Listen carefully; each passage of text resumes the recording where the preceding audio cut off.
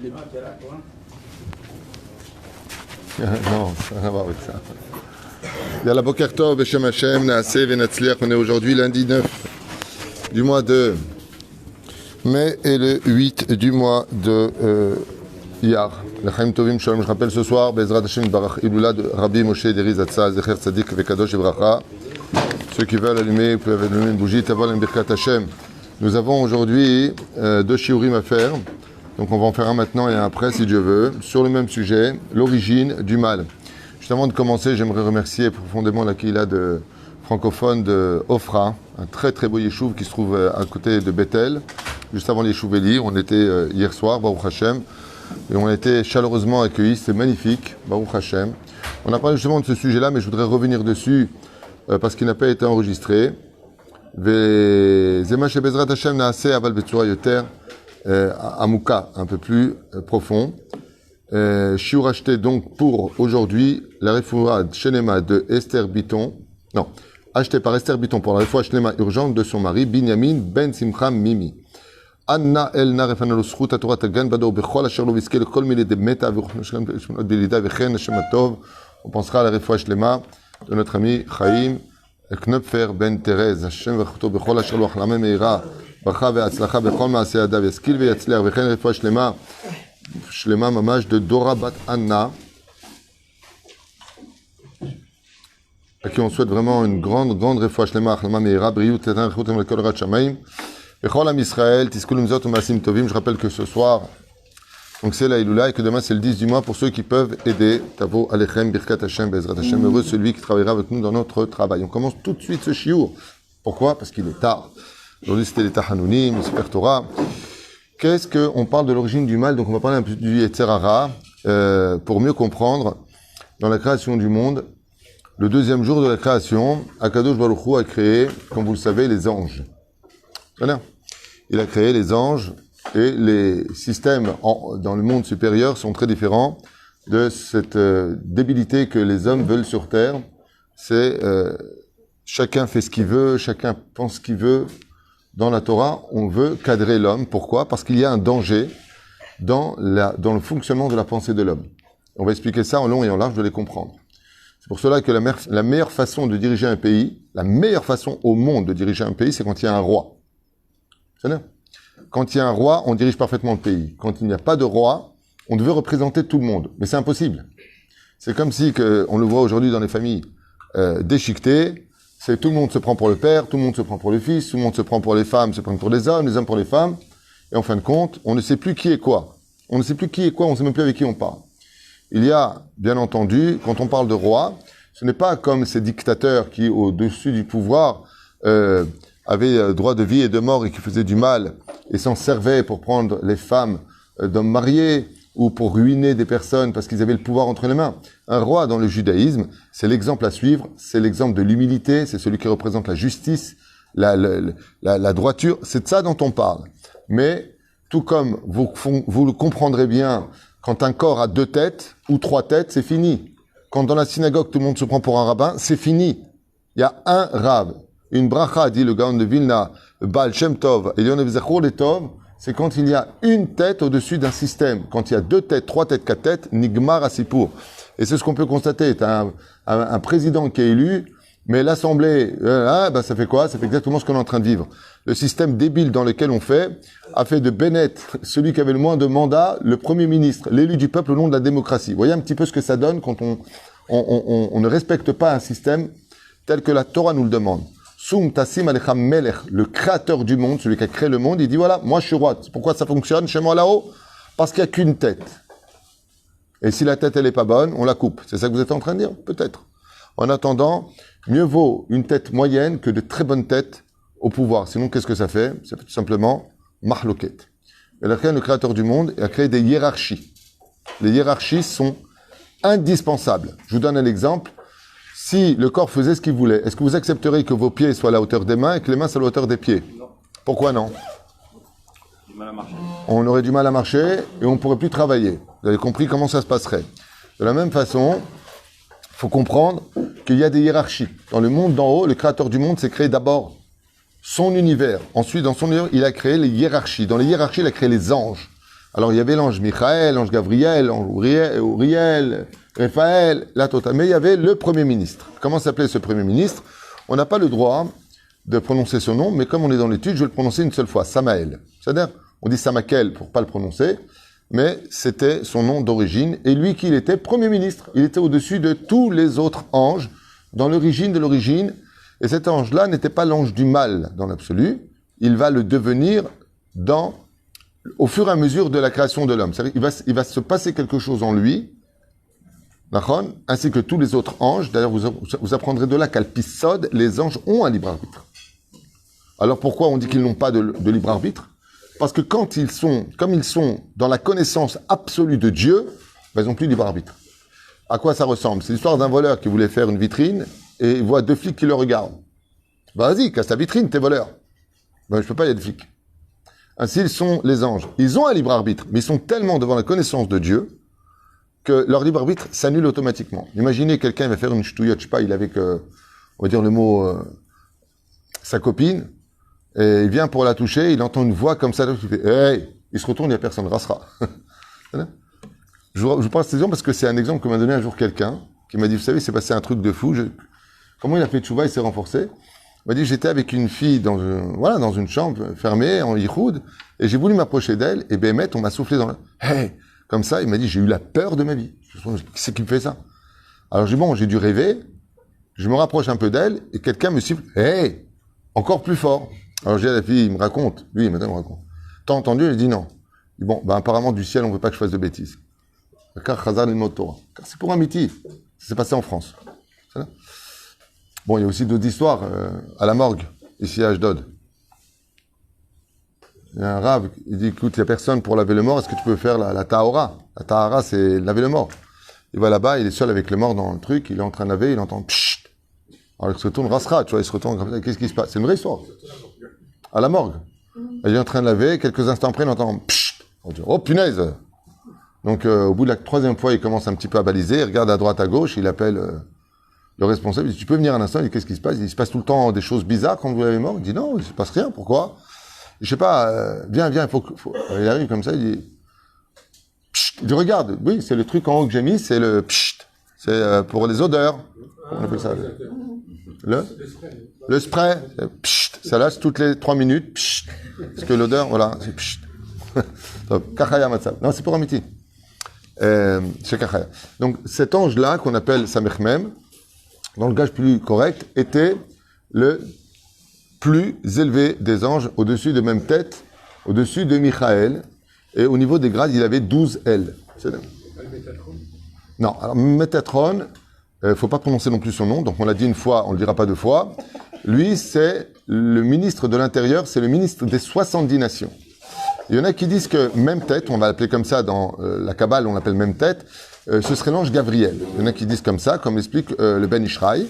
Et il y en a d'autres qui disent que non. Même tête, en réalité, n'a pas été créé à l'origine des choses, mais c'est un homme qui est devenu un ange. De qui est-ce qu'on parle? De Hanoch. Hanoch est devenu même tête selon la tradition juive. Donc il y a des hommes qui sont devenus des anges. Et c'est bien qu'un homme devienne un ange? Absolument pas. L'homme est supérieur à l'ange. Dans les hiérarchies, dans les 4 mondes qui ont été créés par le Créateur du monde, le monde de la Asiya, on part du bas vers le haut, le monde de la formation, le monde de l'action, autant pour moi, le monde de la Yetzira, de la formation, le monde de la Beria, le monde de la création, donc on voit et le monde de la Tzilut. Ensuite, il y a Ak, Adam Kadmon.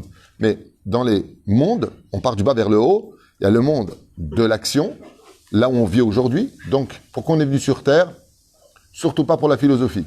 On est venu sur Terre pour agir. Parce que la philosophie n'engage pas les actes. C'est-à-dire, ça se discute. Demande à Delarue. Mais, j'ai un philosophe ici, c'est pour ça que je dis ça. Okay? Mais quand on dit que la philosophie, c'est une pensée, des pensées philosophiques, même si après on peut les mettre en application par rapport à la sagesse, au niveau technique et au niveau pratique. Aval, dans l'absolu, c'est non nachon. La philosophie, c'est une philosophie de la vie. Il y a une drôle de philosophie. Okay? Aval, dans le tachles des choses, il y a donc l'action. Nous sommes donc sur Terre. Donc ne dis pas j'aime Dieu sans le prouver. C'est dans le monde de l'action. C'est pour ça que quand on est venu à Sinaï et que Dieu a fait descendre la Torah avec les anges d'en haut, qu'est-ce qu'ont répondu les enfants d'Israël? Naase venishma. Dit, oh, enfin, Migilara Zebana, et qui vous a dévoilé ce secret-là? Pourquoi? Parce que la Torah n'a pas été donnée pour être étudiée, elle a été donnée pour être vécue. Donc c'est bien de savoir que Dieu existe, et maintenant, prouve-le par des actes. Et ne dis pas Dieu est dans mon cœur. Sors-le de ton cœur, mets-le dans tes mains. C'est-à-dire, Mamash Rachouv. Vous verrez que comment Dieu nous piège quand on demande de l'argent, par contre, avec lui, on fait poter, etc. Pourquoi tu fais comme ça? Pourquoi tu lèves tes mains maintenant? Ah, quand Rabbi, maintenant, tu sais agir. D'accord? C'est Péroucha d'Avar. Celui qui n'a pas compris ça, hein, il descend en dessous de la terre. Ou pire encore, il devient un ange.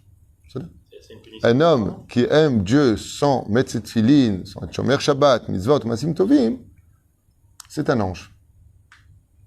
Donc dans la Torah, c'est une insulte. C'est pour ça que les lettres du mot malach, en face de Dieu, donc sur un miroir, ça fait kalam, kloum, tu n'es rien. Celui qui avait tout dans la tête, mais qui n'a rien fait par les actes, c'est quelqu'un qui dit que, par exemple, toute la journée à sa femme qu'il aime, qu'il est l'amour de sa vie, ni la sort, ni lui achète de cadeaux, ni choum davar. Rien. Mais il lui dit. Ouais. Qu'est-ce qu'il va lui dire? Prouve-le. Comme ça, il dit Hachem. C'est beau de me dire que tu m'aimes, mais prouve-le. T'es une femme, habille-toi, prouve-moi que tu m'aimes. Aime-moi comment je veux que tu m'aimes. Pas comme toi, t'as envie de m'aimer sans t'engager. C'est projet là-bas. Et tout ça, c'est ce qu'on va découvrir ensemble dans peut-être une série de chiours sur l'origine du mal. Et cet ange-là, donc, s'appelle Samechmem, il vient du monde de la Yetzira. C'est pour ça qu'on appelle ça, donc, Yetzira de la... Non, formation. C'est pour ça que quand on parle du mal, on l'appelle le... Donc, il a fait... Chazak, je suis fier de vous. Les maîtres, kol hakavod. Vous avez compris pourquoi on appelle ça le Yetzerara. Yetzer, nama Yetzer, kiba mi'olama Yetzira. C'est-à-dire, il vient de la formation. Donc, je vous posais une question un petit peu piège que j'ai posée hier à nos amis de Ofra. Très, très beau, très bel endroit, vraiment. Pour la beau des doutes, c'est top. Non, vraiment, c'est beau. Il y a ratson que tous nos territoires se remplissent, tous les territoires d'Israël. Les maîtres, magnifique. Hein? Hier, j'ai voulu poser la question où est-ce que c'est. Il y avait personne à poser la question. Alors, je voudrais vous poser une question un petit peu piège que j'ai posée hier. Chers amis, vous pouvez me dire, c'est quoi le Yetzer Hara? Maintenant que vous avez entendu ce que je viens de vous dire, d'après vous, c'est quoi le Yetzer Hara? Est-ce que vous avez une idée? Oui ou non? Comme ça, on avance. C'est le contraire du bien. Bien sûr. C'est l'ange dont le tafkid, c'est de diriger le mal, de nous envoyer vers le mal. Est-ce que le mal, c'est le mal? C'est le Attendez, écoutez bien les questions que je pose. Est-ce que le mal est le mal? Non. On est bien d'accord. Le mal, c'est pas le mal. Est-ce que le bien, c'est le bien? Oui. Oui. Alors donc, on perçoit comme le mal.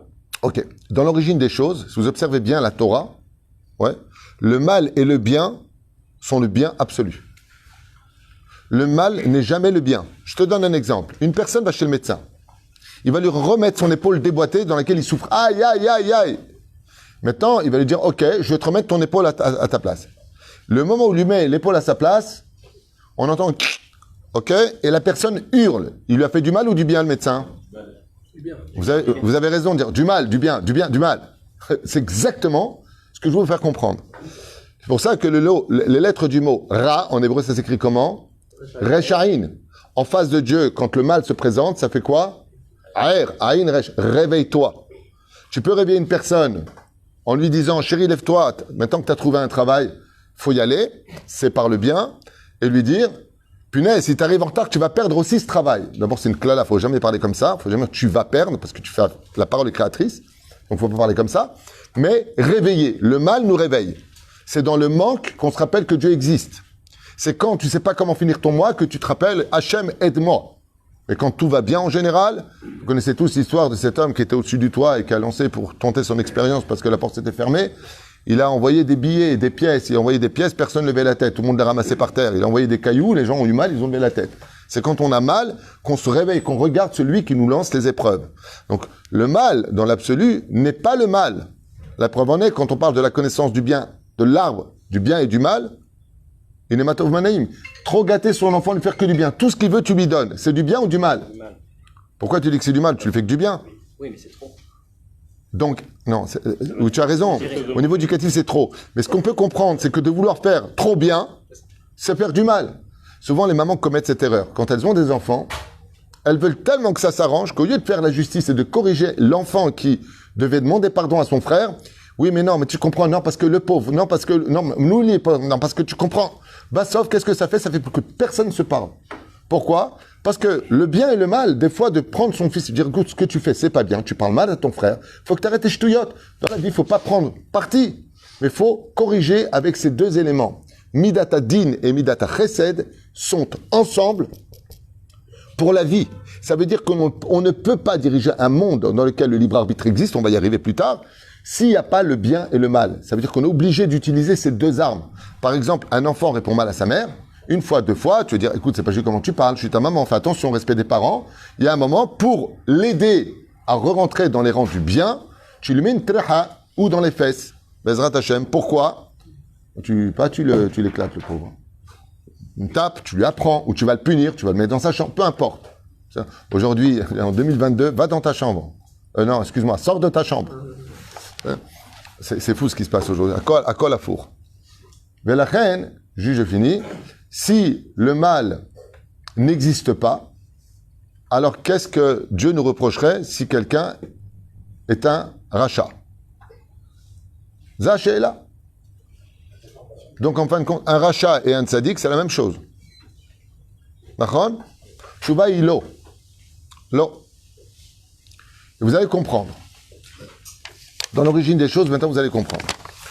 Le Midrash, comme explique Maran Ben Ishraï, nous dit que quand le Satan est arrivé et que s'est réveillé en lui une troucha. Vous savez pourquoi le Satan a fait tomber Adam et Ève? Quel était le but? Il y a plusieurs raisons qui sont données. On va donner une seule pour eux, parce que c'est pas le principal.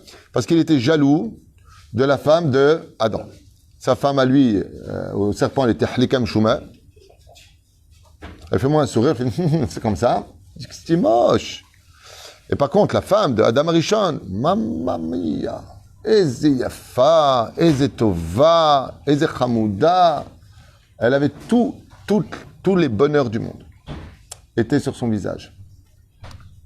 C'est très agréable de voir une femme qui est tout le temps souriante, agréable, tout le temps, jamais en train de se plaindre. Et Chava était comme ça. On disait que l'origine de Chava, c'est la Tunisie. Mais non, c'est pas vrai, elle était marocaine, son père d'Algérie. Tov. Ça, tout le monde est content.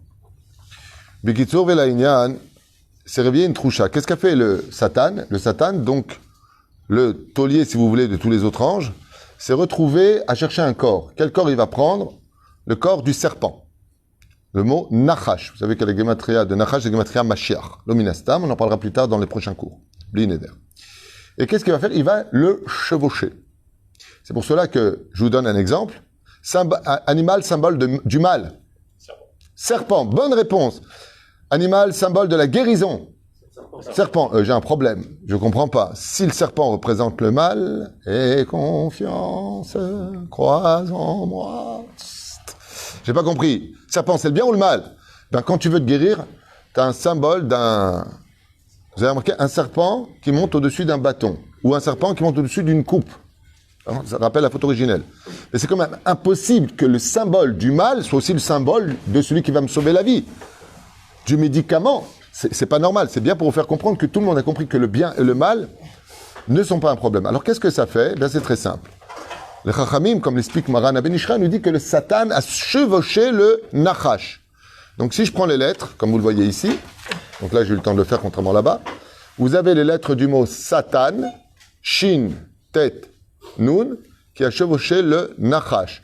Nun, Chet et Shin. Qu'est-ce que ça me fait si vous regardez bien de chaque côté? Shin, Nun, Shen. Ça veut dire quoi, Shen? Dent. De l'autre côté, dent. Donc il y a deux dents chez le serpent.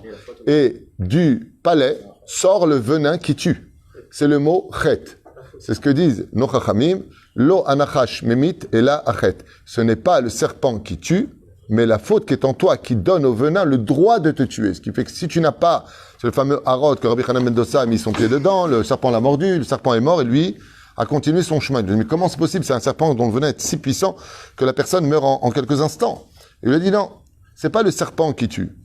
C'est le venin du serpent n'a de toxines que si tu as la faute sur toi. Mais si tu n'as pas de faute, il n'y a rien qui peut te tuer. C'est pour ça que ce n'est pas le serpent qui tue, mais la faute.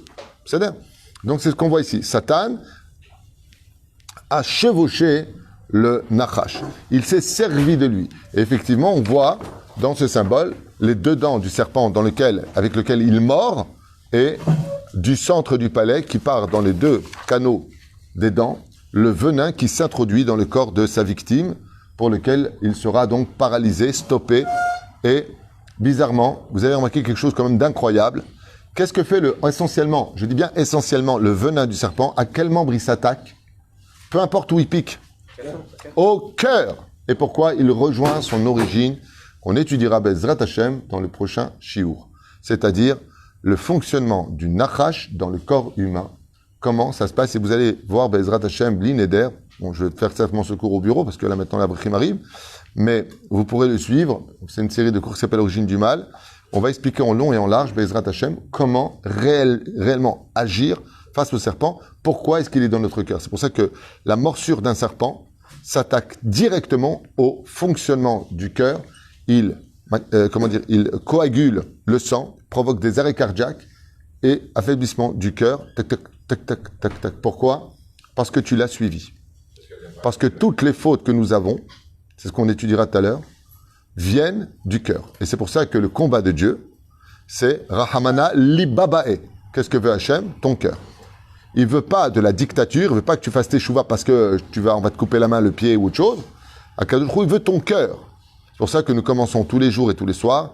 Ve'afta et Hachem elokecha bechol levavecha ufchol nafshecha ufchol meodecha. Mazel levavecha j'te bête. Lama yetzeratov yetzerara. Donc c'est ce qu'on étudiera Bezrat Hashem dans le prochain shiur, juste pour comprendre que l'origine de la faute, elle démarre d'un ange qui, en réalité, n'est rien d'autre que une malformation de la pensée. Et c'est ce qu'on étudiera Bezrat Hashem de façon très, très, très profonde. Je vous demande vraiment de regarder ces shiurim parce que ça va énormément vous aider sur le domaine psychologique. C'est extrêmement psychologique comme explication selon la Kabbale. Mais tout à l'heure, je vous ai posé une question, j'ai pas eu de réponse. Qu'est-ce que le Yetzer Hara? Le Yetzer Hara, chers amis, c'est une déformation de la réalité. Si vous avez compris ça, vous avez tout compris. C'est pas un trident avec le diable, quoique ça existe au niveau des démons. Mais le Yetzer Hara, c'est une déformation du Hémet. C'est ça?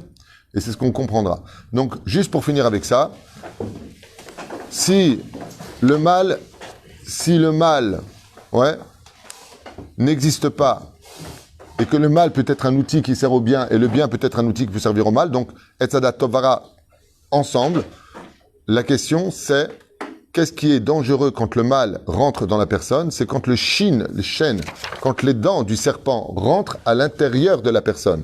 Donc, si je rajoute aux lettres Ra, la lettre Shin, ça fait Racha. Ça, par contre, c'est le mal absolu. Un Racha, ça, c'est le méchant, qu'on appelle vraiment le mal. Dans un Racha, il n'y a pas de bien. La main le Shin est rentré en lui. C'est pour ça, d'ailleurs, que dans la Gada de Pessah, avant de vous dire bonne journée, dans la Gada de Pessah, quand vient le Racha à côté du Chacham, qu'est-ce que lui dit et qu'est-ce que fait le Chacham au Racha? Hake et Shenav, frappe-lui les dents. Shenav, en réalité, ne lit pas agace-lui les dents, mais retire le Shin qui est en lui, de telle façon à ce que le bien de sa personne réapparaisse, parce que le Ra a autant sa place que le bien pour le peuple d'Israël. L'exemple le plus connu de tous, qui est celui qui nous a le plus béni dans la Torah? Bilam, le summum du mal. Et celui qui nous a fait les plus belles bénédictions de toute la Torah. Le Yuman qui soupar. C'est le mal qui nous a bénis. Qui est l'ange de la mort qui a béni un homme et qui lui a retourné tout son mazal au summum de ce qu'il pouvait espérer. Yaakov est devenu Israël. Israël, c'est le plus haut degré, Yachar. Vous avez compris le mot formation? Yachar. Il a mis face à la réalité de ce monde. On comprendra Bezrat Hashem dans les textes petit à petit ces dimensions si importantes. Velachen, Hake et Chenav. Quand on est Racha, il faut retirer le Shin de notre conduite parce qu'en nous, le bien et le mal ont pour fonction d'être ce qui nous fait avancer. Qui est celui qui a fait faire tchouva à tout le peuple d'Israël? Aman, le mal. Le mal. On n'a pas réussi à faire tchouva avec Mordechai. On a fait tchouva à cause de la menace de Aman. C'est du Bédiavad. C'est-à-dire c'est pas l'option qu'Hachem il veut à la base. Qu'on passe par le mal, qu'on passe par Aman, qu'on le met sur la... C'est la suite des shiurim qu'on fera. c'est que en réalité, tant que tu sais faire la différence entre le bien et le mal, alors tu peux les utiliser à bon escient. Si chas v'shalom, on ne sait plus faire la différence entre le bien et le mal, c'est ce qui fait de nous des Rechaim. Voilà. C'est pour ça que toute la Torah est basée la Avdil ben Kodesh lechad ben or la choshek ben Israël ha'amim. Si tu sais où est le mal, par exemple, tu as un couteau, un scalpel, il peut servir à guérir une personne, il peut servir pour un sadique. Okay. C'est le mot ra. Si on change de way, ça fait rien. C'est comme le prochain. C'est pas par hasard. D'accord. En réalité, quand tu dis Ve'afta l'ereacha kamocha, c'est que même si le mal à tes yeux de l'autre existe, c'est parce que tu l'as mal jugé. C'est une malformation. Et c'est pour cela d'ailleurs que l'origine de la pensée juive va nous demander d'être tordu pour récupérer le bien de l'autre. Comment? Je m'explique. Vevedan et kol ha'adam le kaf zchut. Mazé, kaf en hébreu, c'est une cuillère. Une cuillère, elle est toujours tordue. Pour pouvoir juger le bien qui est dans le mal de l'autre, étant donné que la malformation du mal veut que tu vois les choses tordues, pour retrouver le bien dans son origine, eh bien, Kadosh Baruch Hu va nous demander d'avoir un esprit tordu pour juger une personne qui est mal. Du bon côté. Comme le kaf. Le kaf, c'est droit et d'un coup, c'est tordu. C'est-à-dire qu'il faut que ton esprit soit un peu tordu pour trouver du bien à des gens qui sont tordus eux-mêmes. Parce que c'est le mal, dans sa malformation, qui te fait croire que. D'où le manque d'émouna, c'est ce qu'on va étudier plus tard. Qu'est-ce que fait le Yetzer Hara au niveau du cœur? Il va disproportionner, nous emmener dans des mondes d'illusion absolue sur la réalité de ce monde et faire de 1 centimètre, 10 jusqu'à 1 mètre, jusqu'à 1 kilomètre. Et ça va nous mettre, c'est-à-dire qu'on va se mettre en colère et à la fin, tu vas dire, mais c'est vrai que j'ai exagéré. Alors, qui t'a mis dans cet état? C'est ce qu'on verra dans les prochains cours. Baruch Adonai l'olam amen, amen, refoua shlema.